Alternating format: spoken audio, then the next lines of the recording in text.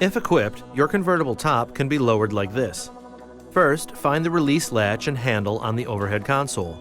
Push the release forward to open. You'll see a red indicator. Pull the handle downward to unlock it and remove the striker from the anchor. Exit the vehicle and hold the convertible top along the front edge. Pull it toward the rear of the vehicle while also pushing the rear glass lightly with your other hand. Once the top is pushed and folded down, push the front end until you hear the latch click into place.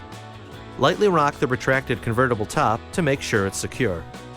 To raise the top, find the unlock lever between the seats just below the rear window. Pull it up to pop the lock. Hold the top along the front edge and pull it toward the front of the vehicle.